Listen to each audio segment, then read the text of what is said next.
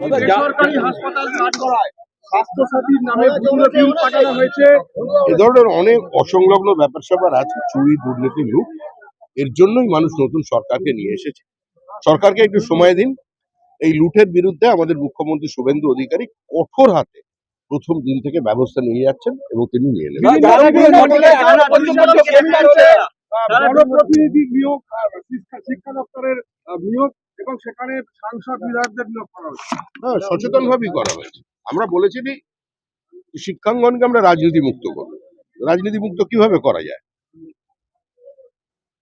মহিলা অধ্যাপিকার উপরে প্লাস্টিকের জগ, জলের জগ যারে ছুঁড়ে মারা হচ্ছে, সেগুলোকে ঠেকানোর জন্য লোক দরকার। সেজন্যই নিয়ে যাওয়া ক্লেন্সিং হচ্ছে। রাস্তায় সারপ্রাইজ ভিজিট করছে, এটা কিভাবে দেখছেন? কিছু বলার নেই।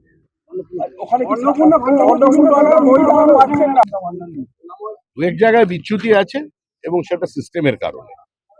বহু জায়গায় সাবোটেজ করানোর চেষ্টা করা হয়েছে। কিছু জায়গায় ফর্ম ফিল আপ করতেও কেউ গাফিলতি দেখিয়েছিলেন।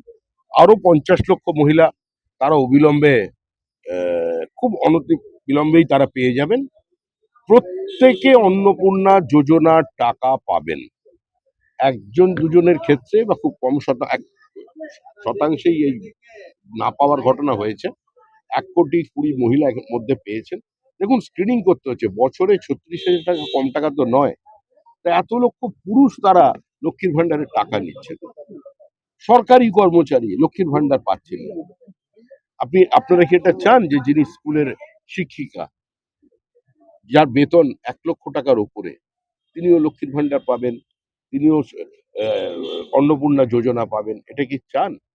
তো সোশ্যাল ওয়েলফেয়ার প্রজেক্ট তৈরি করা হয় মানুষের জন্য, তার জন্য নির্দিষ্ট ব্যবস্থা নেওয়া হয়েছে এবং যারা পাওয়ার জন্য উপযুক্ত তারা প্রত্যেকে পাবেন।